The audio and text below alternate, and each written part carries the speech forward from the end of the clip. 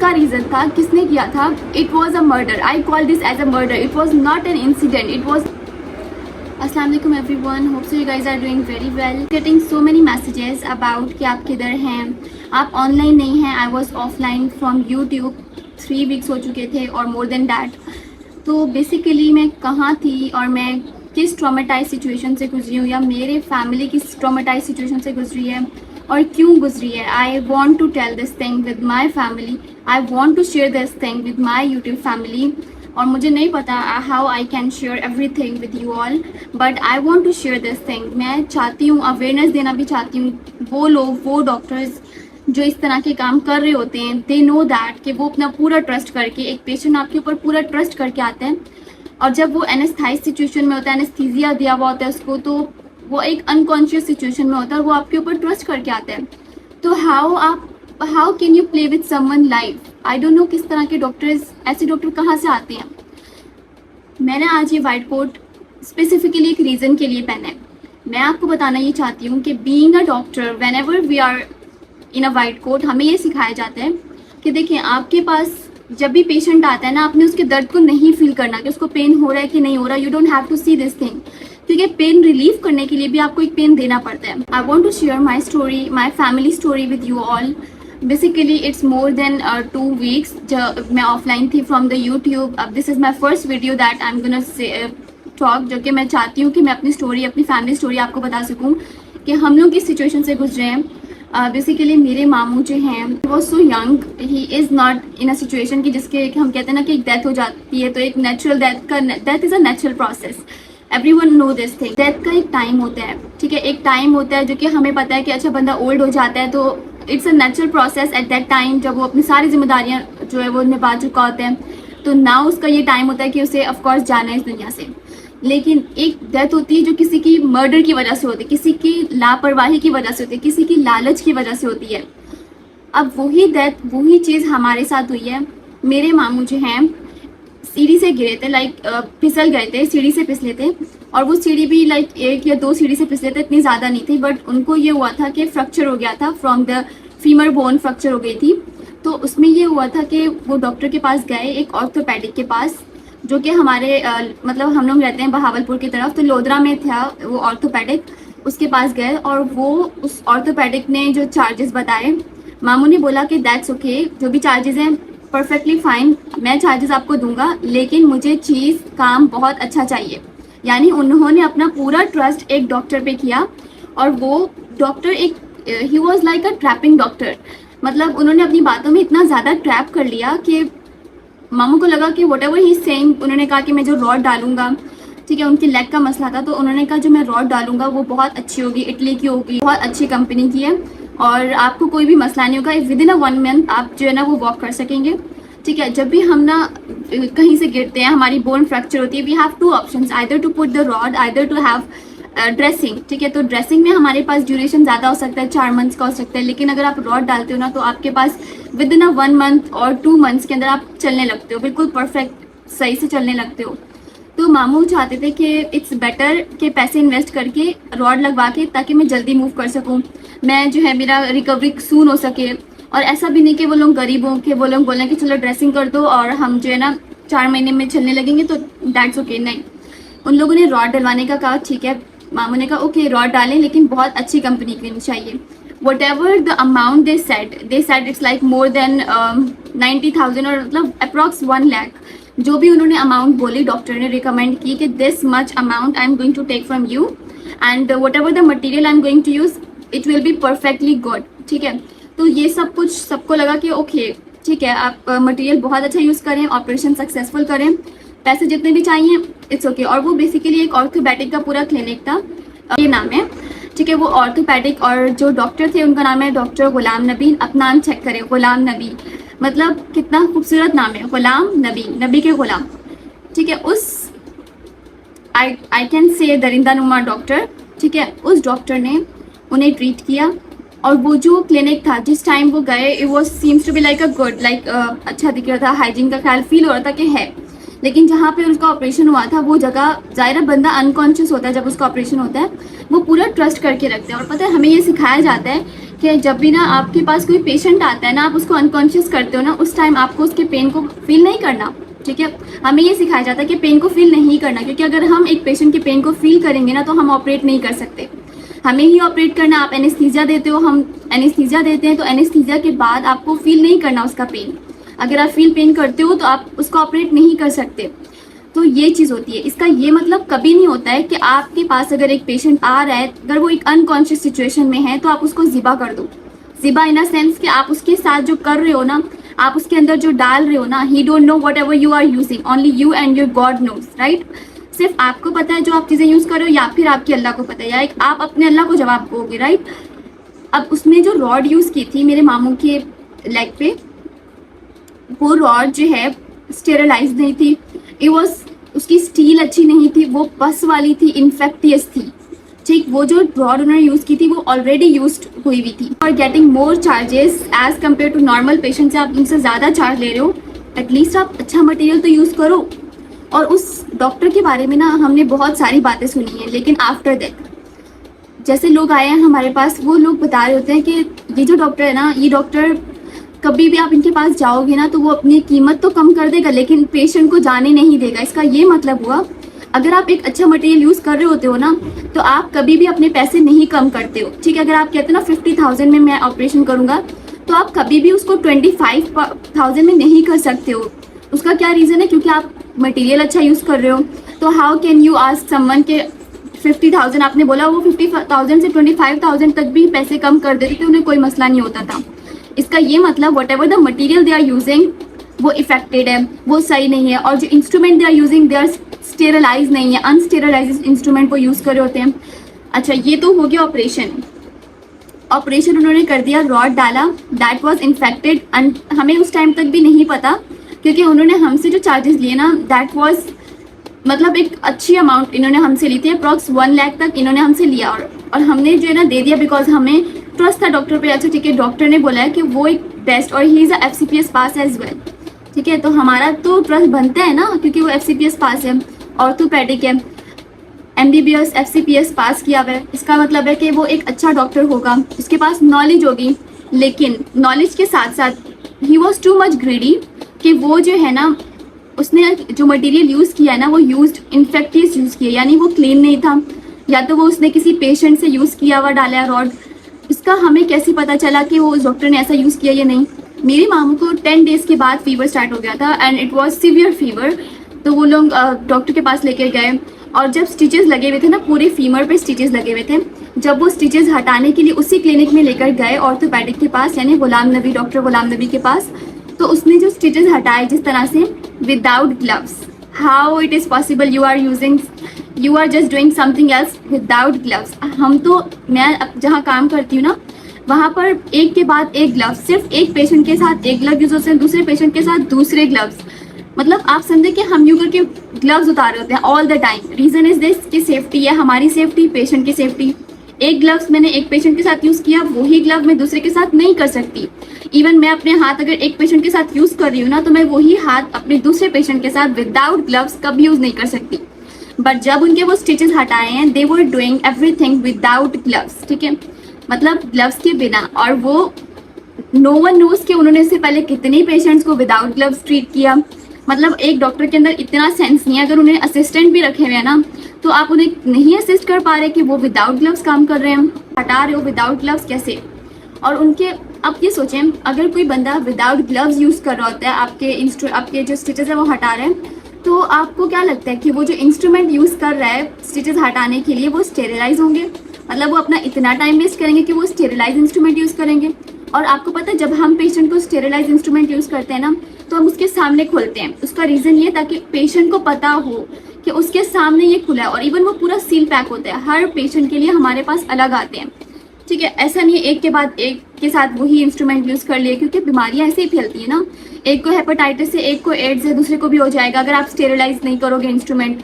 Bundle of instrument हमारे पास पड़े होते हैं, और हम उसी टाइम खोलते हैं, उसी टाइम खोलते हैं, उसी टाइम यूज़ करते हैं, और उसी टाइम उसको साइड पे रख देते हैं। और साइड पे रखने का मतलब होता है, अब वो जाएंगे, दोबारा से पैक होकर आएंगे, दोबारा से माइक्रोवेव होकर आएंगे, फिर हम यूज़ करेंगे। ये एक पूरा प्रोसीजर होता है जो कि हम यूज़ कर रहे होते हैं, हम कर रहे होते हैं।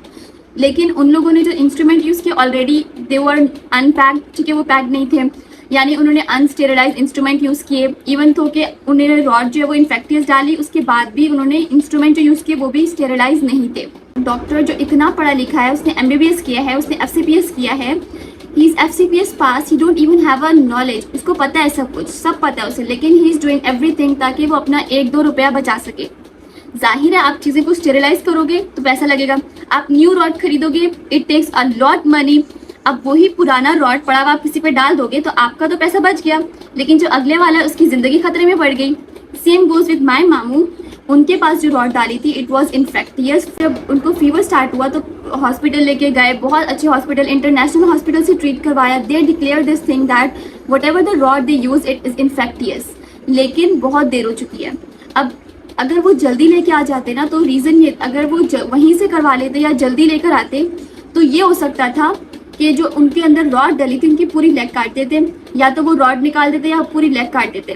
क्यों? क्योंकि जो रॉड थी ना वो इतनी इन्फेक्टियस थी कि इतनी इन्फेक्टियस थी, उसमें पस था और उनकी पूरी बॉडी में, उनकी ब्लड के अंदर पस सर्कुलेट करने लगा था। Because of this rod, this infectious rod, पस इतना ज़्यादा बॉडी में सर्कुलेट हो गया था कि ही फेस हार्ट अटैक, ही फेस ब्रेन हेमरेज, ब्रेन के जो नर्व्स हैं वो सब डैमेज हो गई थी, उनके जो लंग्स हैं, किडनी है, everything was damage because of only one thing that is rod and unsterilised instrument. Like how I don't know कैसे लोग होते हैं इस दुनिया में जो सिर्फ पैसों के खातिर एक इंसान की जान ले लेते। अब वो एक इंसान जिसकी जान गई है उससे रिलेटेड कितने सारे लोग थे, उनके बच्चे, उनकी बीवी, उनके बहन भाई, उन सारे लोग, वो एक बंदा कितना इम्पोर्टेंट था उन सब के लिए, वो जो डॉक्टर है ना वो कभी नहीं जान सकता।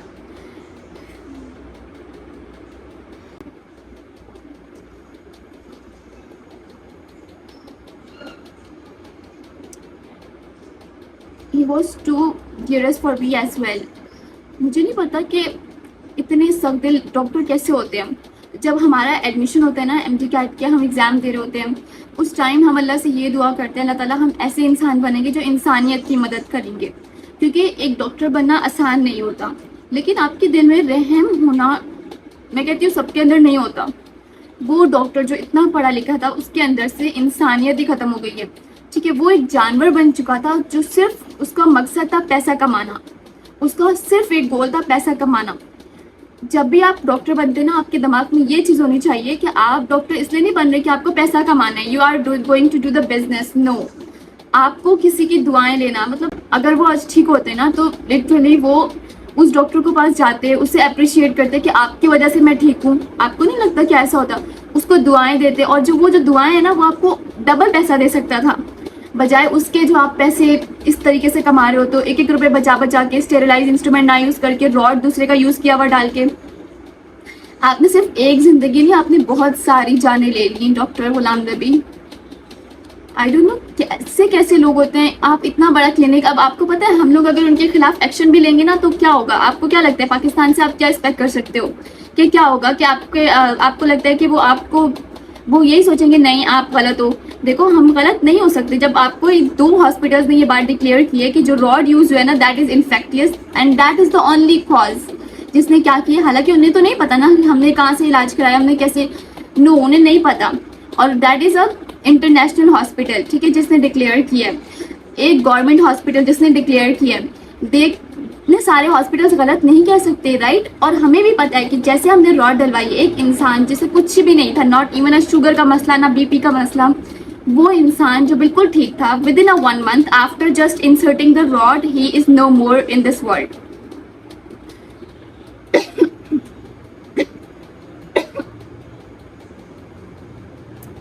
तो I don't know, I want to mention this thing. मैं जिस सिचुएशन से गुजरी, वेयर आई वॉज मैं पंजाब चली गई थी, मेरे मामू फौत हो गए थे। और कैसे फौत हुए थे, किसका रीज़न था, किसने किया था? It was a murder. I call this as a murder. It was not an incident, it was not natural death, it was not natural death. बेशक अल्लाह ताला ने टाइम रखा होता है इंसान की डेथ का, बेशक अल्लाह ताला ने एक टाइम होता है इंसान का जब उसको जाना है, चाहे वो जल्दी हो या लेट, लेकिन अगर कोई दूसरा बंदा उसका कॉज बनता है, जिसकी वजह से, जिसकी लापरवाही की वजह से ये डेथ होती है, तो I will call this as a murder and it is basically a murder by the orthopaedic doctor Ghulam Nabi. मतलब आई डोंट नो कैसे कैसे लोग होते हैं। आई विल मेंशन इस पिक्चर एज वेल। मतलब आप इसे देखें, he seems to be like मतलब इतना इस्लामिक टाइप। और मैंने इनके बारे में इतनी बातें सुनी है ना कि, और ये सारी बातें आफ्टर डेथ सुनी है। इनके पास और भी बहुत सारे केसेस आए हैं जो कि इस तरह के डेथ और मतलब सक्सेसफुल नहीं अनसक्सेसफुल रहते थे, because he is just earning the money instead of seeing कि किस तरह से उसको ठीक कर सके। इनके पास अगर कोई पेशेंट चला जाता है ना, ये इस तरह से सेटिस्फाई करते हैं ना कि वो पेशेंट चाहे अगर वो अफोर्डेबल नहीं है, वो 50,000 देना चाहते हैं ना, तो ये बोलेंगे कोई बात नहीं। अगर वो 50,000 नहीं दे सकता ना और इनकी फीस 50,000 है, तो ये बोलते हैं कि ओके इट्स ओके, आप 25,000 दे दें। अगर वो 25 नहीं दे सकता तो ये कहते हैं कोई बात नहीं, आप किस्तों में दे दें। इसका ये मतलब बनता है एक बंदा अपनी रेंज 50 से 25 कर रहा है, कोई पागल नहीं होता, ठीक है। इस दुनिया में कोई अपनी रेंज इतनी कम क्यों करेगा? जब वो एक रॉड डाल रहा है, उस रॉड की कीमत 30 तक होती है, तो आप अपनी फीस 25,000 कैसे ले सकते हो विद द रॉड? तो ये चीज होती है। अब इन्होंने मोर देन 1 लाख, इन्होंने अप्रॉक्स 1 लाख फी पैसे लिए फ्रॉम माई मामू। एंड इस दुनिया में तो कोई कुछ नहीं करेगा, क्योंकि इस दुनिया में स्पेशली इन पाकिस्तान कोई किसी के लिए एक्शन नहीं ले सकता। और अगर कहीं गलत हो भी रहा होता है तो कोई उसके खिलाफ एक्शन नहीं करता। बेशक इस दुनिया में आपका कोई नहीं है, कोई उन लोगों को जो बच्चे यतीम हुए उनको कोई सपोर्ट नहीं कर सकता। लेकिन इंशाल्लाह ताला अल्लाह ताला दिखाएंगे।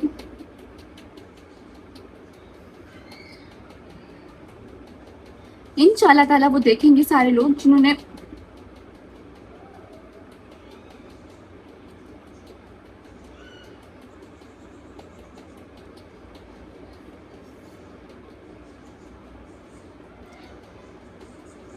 काइंडली मेरा मकसद ये वीडियो बनाने का ये था कि मैं लोगों को बता सकूं कि देखें, never ever trust any doctor until unless आपको उसके बारे में रिव्यूज़ ना मिल जाए, ठीक है। डॉक्टर पढ़ाई करके भी जानवर बन सकते हैं, ठीक है। ज़रूरी नहीं होता कि पढ़े लिखे इंसानों के अंदर रहम हो, ठीक है। रहम एक ऐसी चीज़ होती है ना जो अनपढ़ के अंदर भी हो सकती है और एक पढ़े लिखे में भी हो सकती है। ऐसे होते हैं जो जानवर जैसे होते हैं जिनको सिर्फ पैसों से लेन देन होता है। Same goes with the Ghulam Nabi. इनका नाम चेक करें, इनका लोकेशन चेक कर, इनका नाम चेक करें, इनके हॉस्पिटल जो कि मोहम्मद हुसैन के नाम से इतने खूबसूरत, यानी हमारे पंजतन के नाम से इन्होंने अपनी हर चीज़ है, लेकिन इनके अंदर इंसानियत नहीं है। यानी आप समझ लें इमाम हुसैन के जो अगेंस्ट लोग थे वो सब भी मुसलमान थे, ठीक है, जो उनके अगेंस्ट थे, उम्मती थे नबी के। तो आप ये देखिए इनकी हर चीज़, आइडेंटिफिकेशन, एवरीथिंग जो है ना बिलोंग करती है नबी पाक के फैमिली से। इनके नेम देखें, गुलाम नबी। इनके जो हॉस्पिटल का नाम है मोहम्मद हुसैन लोधरा हॉस्पिटल का जो नाम है, ये भी हमारे नबी पाक की औलाद के नाम से है। आई डोंट नो ऐसे लोग कहाँ से आते हैं, but never ever trust any doctor जब तक आपको उसके रिव्यूज़ ना मिल जाए। और खुदारा अगर आप एक डॉक्टर बन रहे हो ना, तो देखो आपको ये पता होना चाहिए कि अगर इंसान आपके पास आता है ना, तो वो आपके ऊपर अपना पूरा ट्रस्ट लेकर आता है। He is unconscious, he don't know whatever you are doing. आपको उसका जवाबदेह होना होता है। आज नहीं तो कोई बात नहीं, कल आपको अल्लाह के पास जवाब देना है। इस दुनिया में तो अगर आप छूट सकते हो, लेकिन आखिरत में क्या करोगे? वो जो बच्चे जिन्हें आपने यतीम किया, आपको क्या लगता है वो आपको छोड़ देंगे? नेवर, वो आपको नहीं छोड़ेंगे। वो औरत जिसे आपने बेवा किया, आपको लगता है वो आपको छोड़ देंगी? Never, she will never. बल्कि she is waiting, everyone out there is waiting कि देखते हैं कि इनके साथ क्या होता है। इन्होंने हमारे साथ इतना बुरा किया, हम कुछ नहीं कर सकते। इस पाकिस्तान में आप अगेंस्ट किसी के कुछ नहीं कर सकते हो। अगर उसके पास पैसा है ना तो आप कुछ नहीं कर सकते हो, ठीक है, आप उसके लिए कुछ नहीं कर सकते। But I can make video, मैं चाहती हूँ मैं लोगों को दिखाऊँ। I can expose those people जिन्होंने ये सब किया है हमारे साथ, हमारी फैमिली के साथ, उन लोगों के साथ जो ये डिजर्व नहीं करते थे।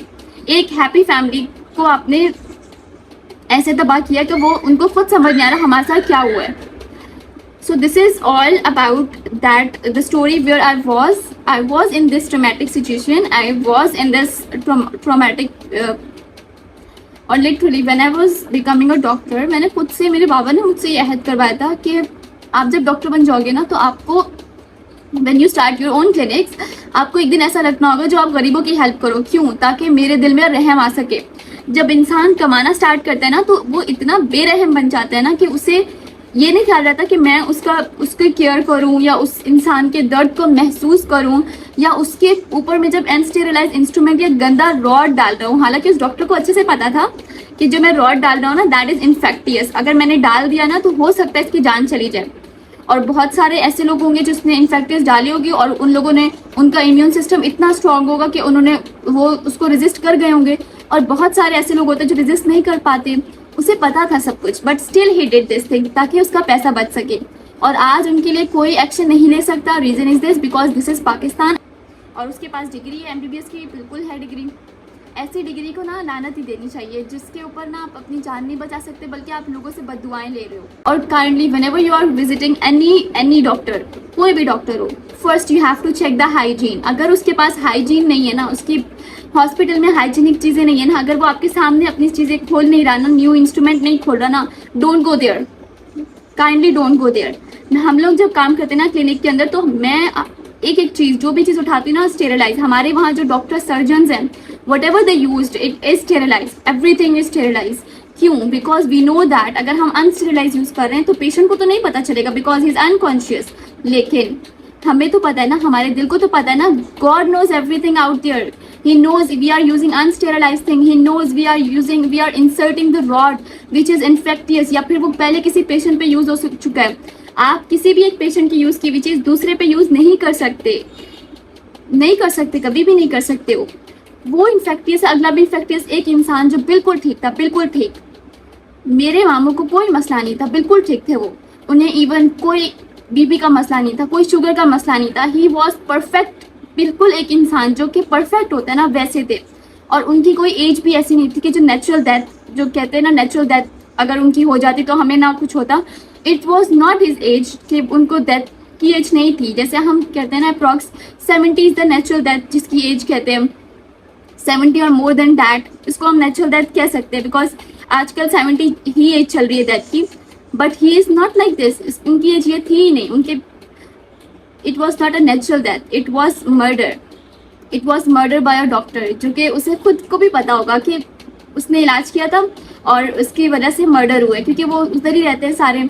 तो this is the hospital name, एक हॉस्पिटल तो एक्सपोज कर चुकी हूँ, this is the hospital name, kindly don't go there out there.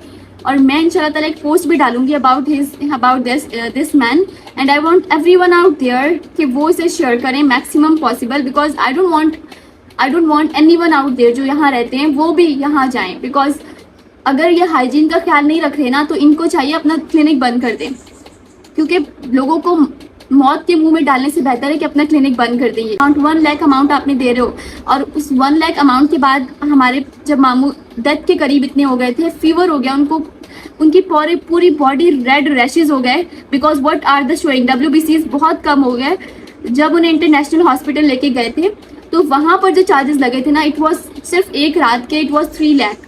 यानी they are affordable, they can pay. अगर वही डॉक्टर जिसने ऑपरेट किया था ना वो कुछ और पैसे कर लेता, वो 2 लाख कर लेता, वो 1,50,000 ले लेता, लेकिन एटलीस्ट जो रॉड डाला था वो तो न्यू डालता, जो इंस्ट्रूमेंट यूज करा था वो तो स्टेरिलाइज करता।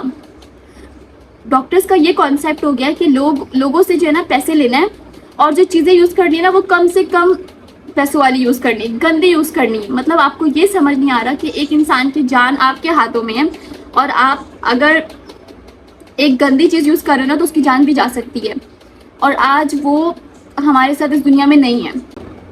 Kindly everyone out there recite सूरह फातिहा फॉर हिम, फॉर हिज मगफिरत।